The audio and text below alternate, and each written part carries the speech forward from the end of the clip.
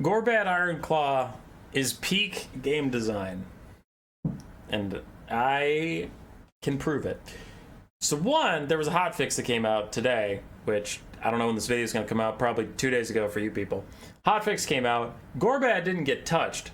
Arball got nerfed, but his two DLC compatriots, Skulltaker and Golgfag, both needed buffs already, 4 days into the patch.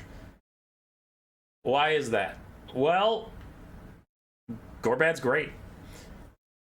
But it goes deeper than that, and I just really want to celebrate Gorbad because it makes me super happy. And also in this hotfix, they also fixed Greasus in a way too. But for anybody who hasn't been around the channel in a while, I have a very specific point to make about my favorite character in the whole world, Queek Headtaker. And it's a design philosophy. Now bear with me, this is some nerd shit, but you're watching a Total War YouTube channel, so welcome to Nerd Shit Town. Why does Queek suck? And now some people will tell me, well, he doesn't suck, you suck, because if you're fighting Sigvald or Vlad von Karstein or blah blah blah or this other infantry-sized characters, he's just an infantry-sized duelist, human boy. So clearly, if your opponent brings an infantry-sized character, you'll win and he's great and you're dumb. You just can't take him versus large targets. One, in multiplayer and in campaign. Don't just give me the campaign nonsense. Oh, you're just a multiplayer scumlord, you don't know what's up. In campaign, AI get mounts pretty fucking quick. Because as you level up, like, I think it's, you get your mounts by like level 7 to at least get horses. So Queek's anti-infantry becomes quickly irrelevant. And even if you're fighting the dwarves, Thorgrim Grudgebearer, who's directly to your north, has his mount. And Thoric Ironbrow, who's down to your south, has his mount pretty quickly too, the Anvil of Doom. So Queek, even the people he's supposed to fight have mounts, so his anti-infantry is not a point. But let's say, even in multiplayer, you're not fighting stupid, brain-dead AI, you get an infantry-sized lord. Queek wins, right? Wrong. And now, you might show me some tests of Vlad von Karstein running straight at Queek and fighting him 1v1 man-to-man and losing. Yeah, Queek can beat Vlad if your opponent takes his hands off the keyboard, but Vlad can just run away from Queek. Queek can't path through zombies very well. He has Verminous Valor, which can be one explosion to move zombies slightly, but he still doesn't get out of a full unit of zombies using that. He's slower than most other infantry characters, so they can get away from him. And he's not that good at crowd clearing. So, like, he has to be a duelist, but he has no agency in facilitating a duel. And now I, for a long time, have pitched a certain thing about Queek. I said you have to give someone a reason to fight him. You could do that with a Mortis Engine. I don't want to do that, but the Mortis Engine effect is just any AoE constant damage. So the longer you ignore him, the more of your army drains down. I think that's overdone in this game. It's on plenty of characters, that's fine. Don't do that. What I wanted for Queek was, and I promise this is relevant to Gorbad in a second, but what I wanted for Queek was either a very small stat buff globally. The longer he fought, he builds intensity, which is a thing Warhammer 3 loves to put on all its characters now, but he builds intensity, and he gives leadership and melee attack for his entire army the longer he fights. So you have an option. You can either try and burst the Skaven army down, so there's less for Queek to buff in the late game, or you need to fight Queek before he charges up that buff. But otherwise, the Skaven are going to be very hard to rout in the late game as long as Queek's alive. So then you have to go fight him, and he can leverage those duelist stats. The other thing you could do is give Queek insanely strong buffs around him.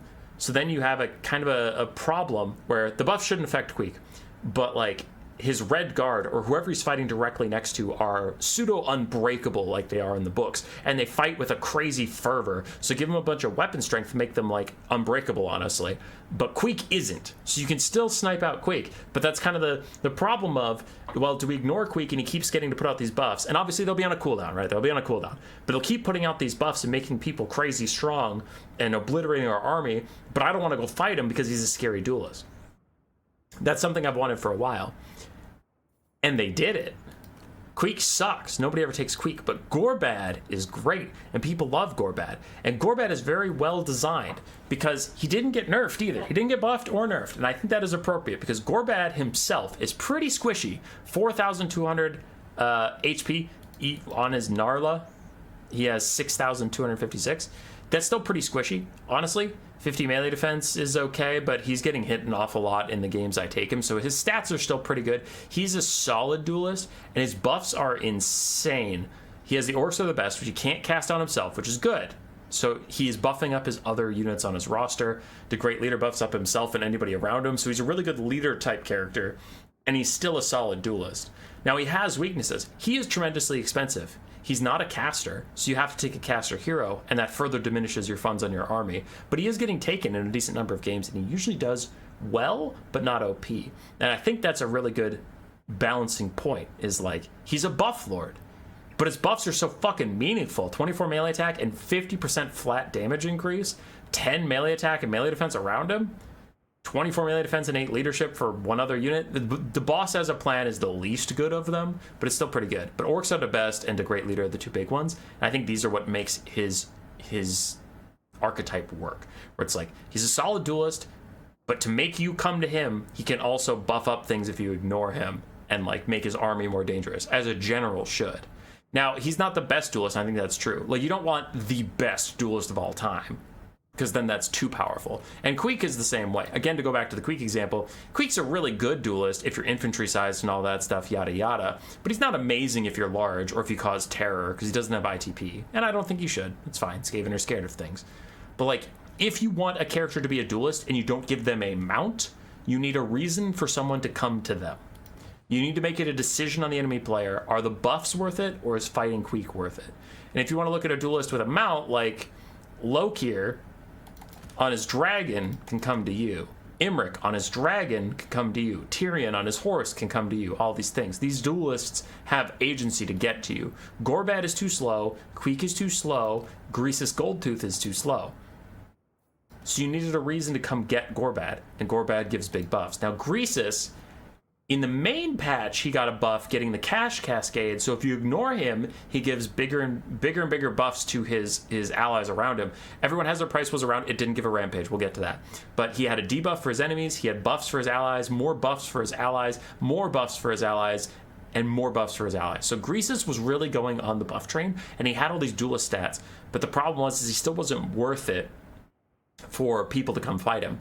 And instead of copying the Greasus method, the Gorbad method, where instead of maybe give his buffs a bit more range so he could use them easier and not around himself, they gave everyone has their price a rampage to make them stay next to him and get the duel he wants to get. I also like that. Again, I mentioned in the patch notes video that CA is getting a little rampage happy, but I don't mind it for this, where it's the other philosophy of just giving a duelist a net, like Deathmaster Snitch. Snitch doesn't have the Queek problem because they want to do the same thing, but Snitch can actually just net you in place and fight you, whereas Queek can't. And that's another reason you never see Queek, is because Snitch does the same thing for about the same, and he actually has a net to facilitate that dueling. But that's why I want to celebrate Gorbad so much, is they finally got the general character. No, sorry, not generals in generic, but like generals and leader of an army. They finally got the general character correct, where it's like, he buffs up his troops, not himself. And I think that was the problem with Golgfag and Skulltaker. Golgfag, they just buffed to try and give him Deadeye. They want him to be a little bit more hybrid, a little more kite and fight, which is fine. Deadeye is still a little specific. We'll see if it makes him relevant. But at least it has unlimited uses now, so he can kite a bit and like use his multiple stat personality. But he did need buffs, because he was pretty useless on release. And I think that's because they just tried to make him a duelist character with no real agency. And on the other side, for Skulltaker, they had to give him some buffs because he was crazy expensive. And that is a problem they're running into. They have so many duelist characters in the game already that they don't want to make them all feel the same, but they're running out of niches. So for Skulltaker, they just went buffs on buffs on buffs on buffs. But the big problem is you can just walk away. Like, if you're a flying guy, Skulltaker can't ground you in any way. His mounts aren't the best at pushing through stuff. Actually, that's the catch-22. His Juggernaut mount has crazy high stats, but it gets stuck even in basic infantry. And his Blood Throne can get through infantry super easily, but then it has way worse stats, so he actually starts losing duels. So Skulltaker is just in an awkward spot where he's a duelist without a cause and a crazy high price point because of all the buffs they threw at him. So they're trying to bring that price point down, but I still don't know if that'll even make him meta. It might make him feasible, but not meta. I think he needs more. Because this game's saturated out with duelists, and Khorne's roster has some of the best. Like, if you want a great duelist who has a rampage to force people to fight him, Skarbrand. If you want a pretty solid duelist who can fly and is crazy fast to run down anybody who doesn't want a dueler, Valkia. If you want to support Lord, Herald of Khorne. If you want to support Lord, Bloodseeker. If you want to support Lord, Arbol the Undefeated. Like, I don't know. So, Skulltaker needs more of a gimmick than just being a duelist that can't fly and can't rampage on the Khorne roster. So I don't know if you'll see him yet, but I appreciate they're trying to buff him. But I really, really just wanted to shout out what they did with Greasus, but on a larger extent, what a masterpiece Gorbad Ironclaw's design is. I don't know about his campaign. I hear people complaining his campaign is generic. I haven't played it. I haven't looked into it. Yeah, I'm not a big campaign guy. That's not what I'm about. But as a character, I think he is a masterpiece, and I just wanted to celebrate that.